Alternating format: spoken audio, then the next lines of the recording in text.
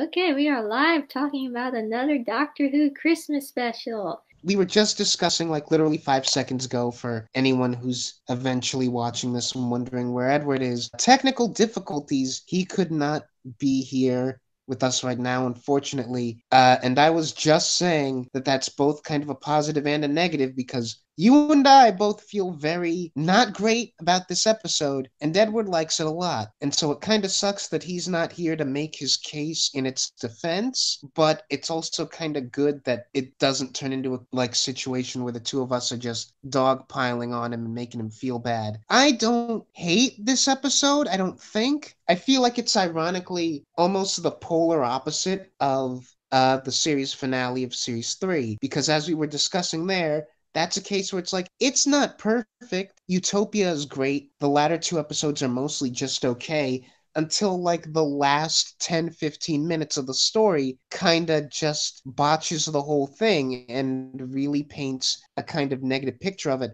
I feel like this is the exact opposite. I feel like a lot of this episode is really dumb and contrived and has a lot of issues with it, and I don't really care for it. But for the most part, I think the last 10, 15 minutes of it work. For the most part.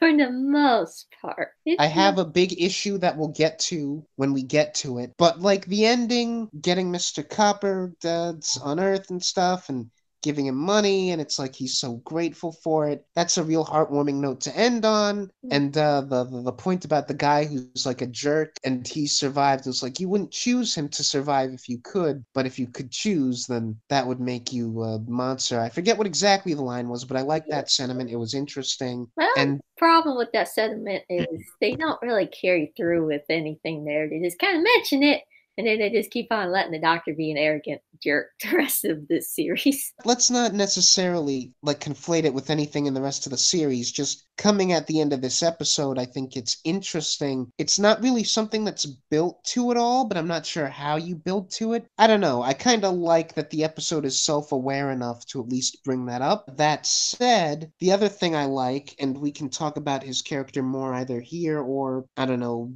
later on. How do you feel about Max as a character? Because I hardly remembered what his actual like personality and dialogue was like last time I watched this because he's just little cameos for most of the episode.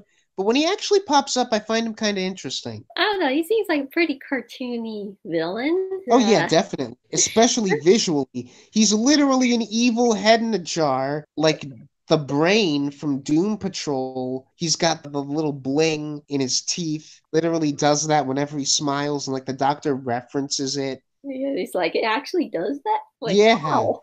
It seems like another very cartoony, over the top villain with the same plan, ongoing thing with Russell T Davies in the money. It's all about the money. Well, I don't know. I think it takes a kind of really smart or at least really efficient sort of writing skill to be able to convey kind of, even if he is a bit repetitive with other villains, convey like a fully formed character in one scene. He Mm-hmm. has one scene, and I feel like I could tell you a lot about him. Yeah, he's not the most original, but like we get a backstory and a motivation for him that actually tracks. And it's not it's different from just I want more money. I was expecting that to be what it is, but there's more to it than that. And it's like it's surprising that in an episode that I think is this bad, anything about this guy feels like it was written with any kind of cleverness, and just how briefly he's on screen, I'm kind of impressed with it. You're impressed with the head in the box.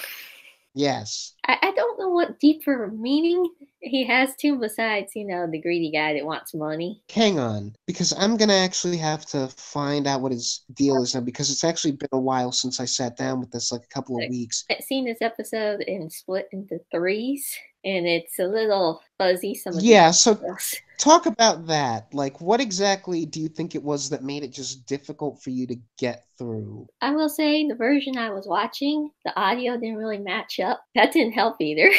Uh, Uh, when we were talking, just too corny, too cheesy, too ridiculous. It might have been more fun if I was watching it with someone so we could laugh together or make fun of it. But just sitting here by myself with a episode that's not even sequenced with the audio very well, it was hard to watch. Oh, right. Okay, I remember what it was. He Hmm. doesn't just want money. He got kicked out of his business by the board of directors, and his whole plan with this is to frame them for Ah. mass murder. It's like he gets to retire safely and he gets his revenge. Where it's like, yeah, revenge isn't the most unique motive either. You hear that an episode has like greedy capitalist business guy, like you said, and you expect it to be just he's gonna profit monetarily in some way, and that's the whole plan. And that's not what this is. It's got like multiple like positive outcomes for him and steps and stuff. It's like he's not a great villain by any means. Like by the standards of most other Doctor Who villains, he's totally forgettable and stuff. In an episode that I think is just totally weak almost all the way around, to have anything in it be like kind of serviceable, again, with one scene's worth of screen time is like, oh, okay, I guess we actually kind of put a little bit of thought into this part, He didn't do nothing for me but make me laugh, but which is also good. that's But something. we could talk more about that scene, but I don't want to jump around too much. Okay. So, Let's like, the big thing that kind of makes this episode sink or swim, I guess, and really sinks it for me is a supporting cast. Yeah. Also, I wanted to ask, are these people aliens? Yes. Okay. I was always a bit confused by that. I was like, well, they're aliens, but they all look exactly like us and dress like Because us. this is present day Earth, Yep. but they're all, like, totally unaware of Earth custom or whatever. Okay. I thought that was the case. I just thought maybe they were from the future or something. I don't know. It just was a bit funky the way it was presented. Yours here aren't very good. Like, you've got Mr. Copper, I like him. who I like parts of his stuff. Like, Hmm. his whole pretending to be an Earth expert thing. It's like I get that this episode is really pantomimey and the comedy is really over the top, goofy comedy, but like his whole shtick is just annoying to me. But Hmm. like not even annoying, I think it's just not funny. Yeah, the jokes and stuff don't work with him. I just liked him as a person. Yeah, when we give him the pathos moments, when we Mhm. stop doing the jokes with him, then it's like, oh, this guy's giving a real performance, and like that's an actor that's been in a lot of stuff, and he's pretty high profile, and he always gives a good performance, and yeah, I like him. When the jokes kind of simmer down with him, he becomes a pretty interesting character. Bana Kefalata is also interesting, but I don't think his whole thing really lands. Not enough of them, really. Like where he comes from, cyborgs are like outlawed or whatever, or they're seen as like second class citizens, which I'm not even going to get into how that doesn't make sense, but whatever. Suspension of disbelief. He's like infatuated with the companion for this one, Astrid, and they have a whole thing. It's not that it's too sappy because I love sap personally, but it feels kind of unearned. I just don't think he had enough screen time or something. I get what they're trying to go with him. They're trying to make you feel bad for him for sacrificing his life and all that. And he's like from a slave race and stuff like that. But I think it's just because he didn't get much screen time and it's a little rushed. We kill him and Marvin and Foon like right on top of each other in the same scene, Hmm. and he and Foon die like taking out some of these angel robots, and it kind of feels like an unnecessary sacrifice. Yeah. Like they don't really contribute all that much, and it's kind of odd that like their sacrifices are almost immediately in vain. Yeah, that's a supernatural moment. I'll just say that because every single death on there is literally pointless and unnecessary.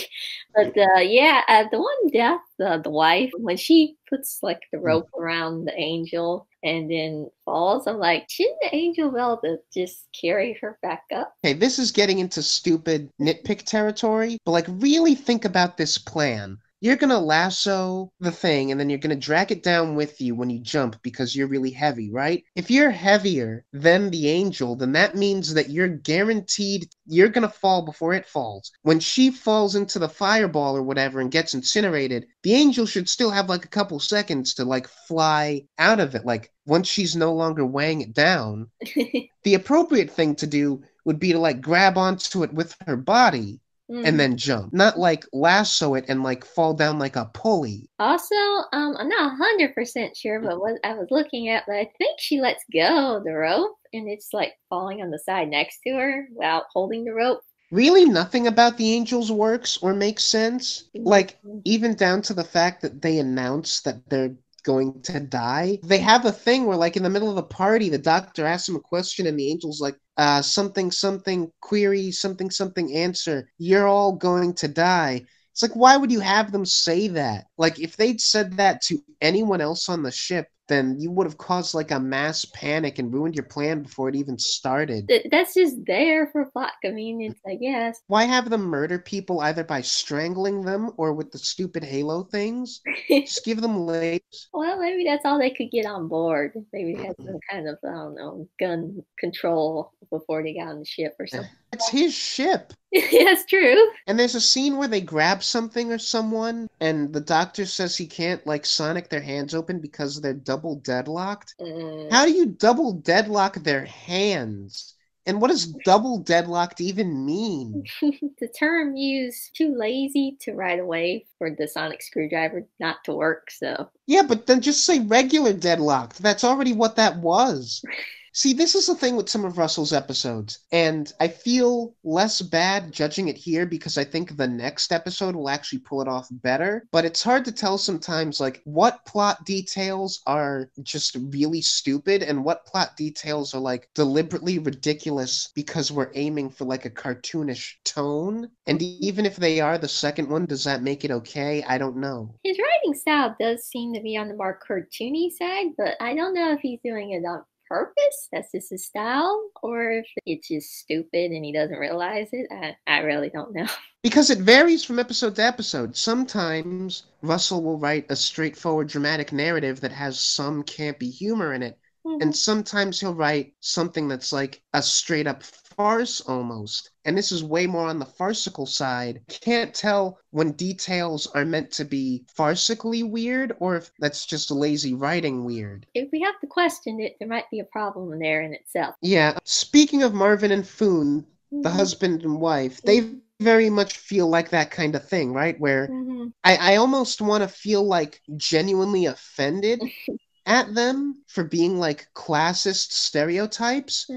Because like the whole thing with them is that they're the only two lower middle class people on this like high class cruise ride. I like that they're both tech geniuses. That's an interesting thing. They're both really smart with like machines, but like they're big, fat, gluttonous, like socially inept. I don't know what this episode is saying about like characterizing the two of them this way when they're the only middle class ones here. Yeah, it gets a little offensive. Oh, they're so backwards. They don't even understand how to dress for a fancy party. Like, yeah, like big couple costumes and stuff. Yeah, like they're like the invitation said fancy dress, and so they dress in like blinged out cowboy costumes. It's like maybe it's different on whatever planet they're from, but I don't think that's no. I've seen like comedies do that kind of stuff, like have the trailer trash kind of people, but it's played up for laughs. It's over the top. It's stupid, like, not real. Like in the middle, though, it's like almost making commentary, like this is how people really are in the middle class. I'm like, again, because it's hard to tell, because are they farcical caricatures or are they characters that I'm meant to care about? We have the moment where Foon, the wife, blew all their money to get them on this trip in the first place. She dialed the phone lines for the contest 5,000 times to get them tickets. It becomes a whole sappy, like, lovey-dovey scene between her and Marvin when he finds out. When he's like, I'm gonna be, like, working overtime for the rest of my life, you crazy, wonderful woman. This is why I love you. It's like, no, she blew all of your life savings to get you on this cruise trip. Not only is it weird that he reacts that way, even though, like, I am 100% for sappy, lovey-dovey stuff, like, more than most, I think. I love me some romantic fluff, but no, that doesn't make sense. And also, she called them 5,000 times? I refuse to believe that anyone would go that far, or that she could do that without being caught. Not live in the same house? Do you know how much time in the day you would have to spend away from each other to call them 5,000 times and not get spotted?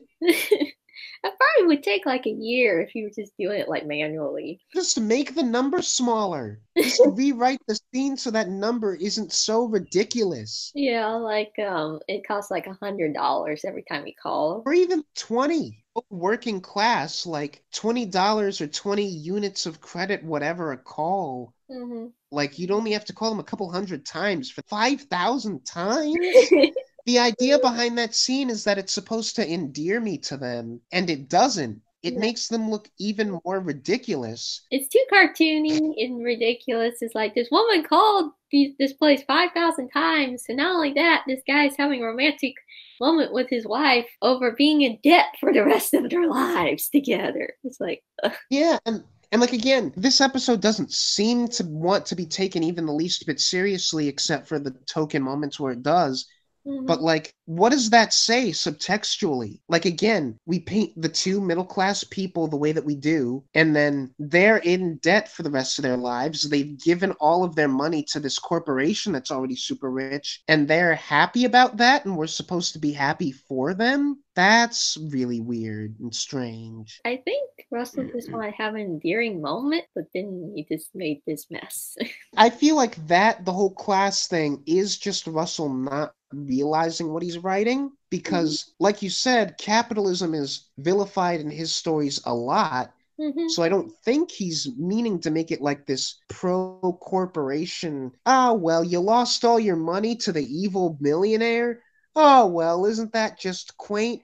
I don't think he really understands the implications of that, but it's really strange. And it makes it so that that's the moment that's supposed to make it so that when they die, you're like, oh no, they were actual characters that I cared about. And because that falls flat, then their deaths fall flat. So, Yeah, like I said, I think he tried to play them up too much as like cartoon characters for the most part. It's like, oh, isn't it funny that they're fat and poor? Isn't that just funny? And then he tries to make this commentary like, oh, they're actually real people and characters, even though he makes this big stupid thing at the end for them with debt, and it doesn't work. yeah, I think the episode is maybe trying to do a thing where all of the characters have hidden depths and aren't quite who they initially seem to be, or like who they're trying really hard and kind of failing to pretend to be. The two of them are pretending that they just kind of got lucky and ended up here and are having a good time, when one of them has been harboring this secret and is like, no, as soon as this is over, then we're kind of screwed financially for the rest of our lives. And Bana Kefalata is hiding the fact that he's a cyborg, and because of that, he's really kind of ashamed and has this kind of self-loathing that he gets over the course of the story. And the same is true with Mr. Copper. He's fascinated by Earth culture and wants to come off like this Earth expert, but he has like no clue what he's talking about. And he's really ashamed of what he really is and that he's like this poor idiot who comes from nothing. It's kind of an interesting theme, especially when paired with the other guy. What's his name? The rich guy or the guy that sells all the stocks at the end. Yeah, him. It's interesting, I suppose, that again, we have that moment of like, you wouldn't choose him to survive, since he's the one of them who's not really hiding anything under the surface. He is exactly, for the most part, who he seems to be, where everyone else is putting on kind of a facade, but it doesn't really coalesce into anything. Yeah, that's my one problem with that line. It's like they bring it up, but it doesn't really go anywhere. I think they actually did a little better in Flatline, where the doctor just kind of vaguely mentions to Clara, like, I can't remember exactly what he says, but not everybody that deserved to live made it or something. And they show like that cranky old man. Yeah, that's actually, yeah, I forgot about that character. That's a good point. Yeah, I But felt that was a bit more subtle and kind of directs her overall story in that a bit. This kind of comes out of nowhere. It's interesting, but I just wish it maybe had something to do with this overall story arc or something. it's an interesting choice to keep him alive, but it's not really tied in with anything. Yeah. We've kind of been talking around Mhm. the other big character here, who's Astrid, played by Kylie Minogue, and she kind of starts the trend. Donna technically started it, but she's going to be right back, so she properly starts the trend of like a companion who pops up in a special and is just the companion for that. And how do you feel about her? I don't have strong feelings about her, but I actually did kind of like her. I feel like I'm in the minority on that, though. I think a lot of people dislike her because she's a pop singer in real life. Well, we all know how people take to that, but still. Here's the thing. Yeah. I have nothing against casting pop singers or people who are performers outside of acting as like characters as actors. I'm really torn on her performance, regardless of like completely divorced from the idea of she's a pop singer or whatever. I don't think she was the right casting choice. This is going to sound super shallow, but I think it's mainly to do with her age. At the time of like making this episode, I want to say she's pushing 40, Hmm. and I just feel like the performance that she's giving or trying to give and also the way the character is written, I feel like Astrid is written for a way younger actress. Yeah, the whole, oh, I just want to get out in the world, see the stars kind of thing. I get what you're saying there. Naive girl that wants to get out into the world and she's just, got stars in her eyes and stuff like that. Yeah, she's got the affect of like a really like ingenue, starstruck young girl, Hmm. like someone around Rose's age or Martha's age, maybe Hmm. even possibly a little bit younger. Hmm. And here you've got someone who's almost 40 doing it, and it's like, it doesn't quite jive. And like she's going really over the top with her expressions and stuff. Hmm. And I'm just like, I don't know, something about this isn't working. I don't know. I just felt she was fine in the part. I liked her for the most part. I didn't like say I want. I didn't have strong feelings about her one way or the other. I was like, I kind of like her. I don't have strong feelings about her. I know she's probably gonna die. Yeah, she's perfectly serviceable as written. Yeah. Although, now let's talk about her death scene because Yay! that doesn't work for me at all. It's fantastic. It's just the greatest death scene that ever been in Doctor Who history. I mean, first of all, in keeping with the whole like farcical thing, we cut to her after Max is giving like his big speech, and she's like, Mr. Capricorn, dramatic cut back to Max, then back to her, then back to Max, then back to her. It's like, I'm resigning. And then she takes a forklift, she runs it into like picks up Max's little like roving box that his head is in, drives the forklift over the edge. Refused to believe that at no point could she have jumped out of the forklift. It's moving so slow too. I mean, she could easily just. It's moving really slow. I made like a crack video one time and I had like that scene in there where they're doing the dramatic faces. I'm gonna have to reload that clip because it's so over the top and funny and the music is like, oh, like, oh my God. Yeah, that whole thing is dumb. I genuinely cannot tell if the whole like cool guys don't look at explosions moment where the doctor does the cool dramatic slow-mo action hero thing and has the host carry him up to the top of the ship. I don't know if I'm supposed to find that over the top silly or genuinely dramatic, in part because the impetus for it is Astrid dying, but she died killing an over the top hammy evil severed head with a forklift. I think it's supposed to be dramatic, like, okay, because it's right after her death. I don't think they realized how silly this really comes off until it was already out I there. don't know because the guy playing Max is playing it as silly as he plays everything else. That's not even the only death that has this problem. Like we mentioned Foon, but also Marvin. Marvin just dies like he just steps too far off the ledge and just like the ledge caves out under his weight. I felt really mean, but I legit burst out laughing when that happened. Like I don't think the episode means it as a fat joke, but he just like steps too far to the right and he falls to his death. I think that was a rush death. They wanted him to die to give the wife some reason to sacrifice herself, but it just came off an unintentional fat joke, maybe.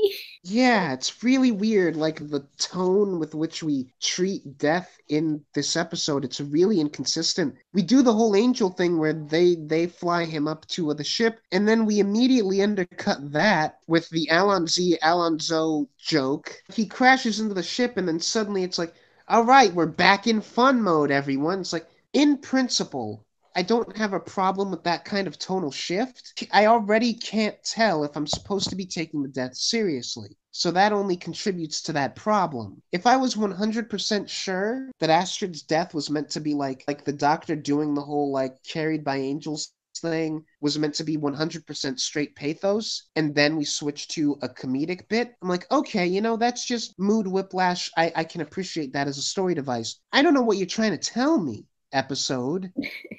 It's too chaotic. It goes to one tone to another tone. It's funny one minute, it's taking itself serious the next minute. The doctor is Jesus imagery with him with the angels bringing him up again. I'm like, oh god, we just had this. Yeah, like I knew you would have a problem with that. I even put in my notes, I know that Lucy's gonna have a problem with the what she calls elitism. Doctor Yeah. is recognized by everyone and everything as an absolute authority, and like he's, Godlike authority. as Mother's Basement would say, he's literally Jesus Coon. It's really over the top and dumb because he has that line, the controller is dead, so the hosts convert to the next highest authority, and that's me. I'm like, I'm sorry, no, that doesn't work. We had a whole plot point about how the Doctor isn't recognized as being part of the ship. He should have the least authority of anyone on board as far as the hosts are concerned. Hey, he is Space Jesus, okay? He has all the authority in the world. But like we deliberately have a scene where it's like the Doctor isn't recognized as crew, as staff, or even as a guest. Guests should have authority higher than him. I don't understand. I don't understand. You're not supposed to think about it, Nicholas. Whatever. That's what the script's saying. It's like, no, no, no. He is Space Jesus now. He needs to rise up to the heavens. The Queen of England sees the Titanic about to come down and crash into the world, and then it doesn't, and then she immediately knows it's the Doctor, which I mean, I guess you could make the inference, but like having her go, "Thank you, Doctor," it's like, did you even know it was him? I don't know. Did he call them or something? Did I miss that? They just wanted the Queen to wave the Doctor off. They had to do the cheesiest thing possible. I'll say this. In this episode, we established that the Titanic hitting the Earth will destroy the planet. Mm. I really did not need the stakes to get that big. I didn't need this episode to have the entire Earth might die stakes. Yeah, also, would that actually work? Well, turn left will actively contradict it because the ship will crash in turn left and the planet will be fine. Oh, yeah, that's true. They should have just made it it's just going to kill like a big area. Not the entire world. Even if the ship lands on Earth and doesn't kill anyone on Earth, it could land like in a clearing. You still have all the people on the ship who would die. Is that not enough lives for us to care about? I guess not. It had to be a like apocalypse kind of thing. But before we get like too far away from Mhm. Astrid dying, Mhm. I also want to say I hate the bringing her back as a ghost thing. Yeah. I'm not against resurrections entirely on principle. Mhm. Like, either kill her or bring her back. Mhm. Don't do this weird middle ground pixie dust thing. Yeah, the reason I didn't like it is because it seems like she's confused and like there's only like a shell of her, and she's basically just traveling confused with like what 10% of her brain going through the universe, and like that's kind of horrible. There's nothing in the dialogue that, like, conveys that. It's all Kylie Minogue's performance. Well, I mean, there is stuff in the dialogue. I won't say that. It's not all in the performance. There is confusion expressed in the dialogue. I don't want to like misconstrue that. But extremity of how confused and how like out of it she is and how much of her faculty she has. Like I think that's maybe informed by how much the actress is overplaying it. I don't know. It comes off like she doesn't like she's not 100% there. Like her brain is not 100% there. She's just scared and confused. And she kept thinking that she was falling over and over again. She might be out in the universe thinking that she's about to hit the fire forever. And it's like, okay, that's kind of a horrible existence that she's in now. Yes. That's not a happy ending, Doctor, or a semi-happy ending. That's really odd. Like, can she die now? Is she stuck like this forever? It'd be like she's stuck in a loop. Let's talk about Wilf, because Wilf shows up. Oh, yeah. Wilford. We have no idea that we're going to bring this character back when we introduce him. And I think it's just hilarious that happened twice with two characters who are so connected. Mm-hmm. Just like Donna, the character as he is here totally tracks with the guy that we will be properly introduced to later. I don't know, it's a nice, charming scene. Bernard Cribbins is great. Do I buy that everyone ditched London for the holidays because of two previous alien invasions to the point that the streets are barren? No. But I will say, this actively confirms that everybody, or at least in England or London, knows about aliens. They know. And they just conveniently forget when a new showrunner shows up, pretty much. I don't know. Yes, that's very iffy, but whatever. Like, and plus, how convenient is it that the news just happens to be showing appropriate clips of Wolf's dialogue as he's describing the previous invasions? Yeah, I mean, if he looked up like a YouTube video or something and played it on there, but this was before we had that. So, YouTube would only be like a year or two old, I think, at the time of this episode. yeah, we can just look stuff up on the phone and then just tell the TV to play it.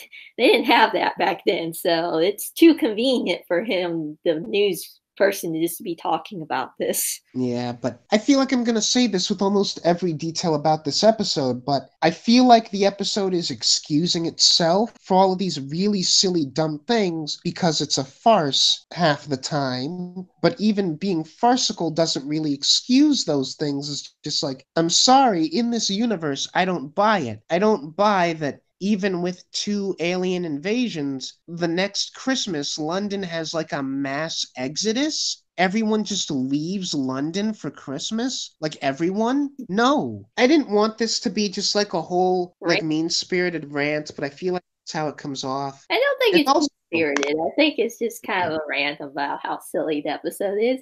On one hand, the episode is trying to be silly on purpose, but they're also trying to be super serious, and that's when it becomes problematical. I'm trying to put into words, like, even when it's trying to be silly on purpose, the types of silliness that the show does doesn't always have to be consistent with itself. Like, I'm perfectly fine with an episode being sillier than this show tends to get, Mm-hmm. but something about it just doesn't work here. It doesn't jive with the tone of the series thus far, and it's really odd. Also, I will say before unless you have other things to add before we close out, I'll say, did it occur to you, like it did to me, that this is a ripoff, a complete ripoff of the basic premise of the Satan episodes?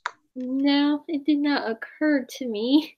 Where we have a whole thing where we slowly pick off the supporting cast. A normally benevolent, like, race or bunch of servants is brainwashed into killing people, and the doctor travels to like the bottom of the ship or to wherever the bottom of the like structure is to have a one-on-one confrontation with the ultimate villain, and then that villain actually gets defeated by the blonde companion, and it's a whole thing.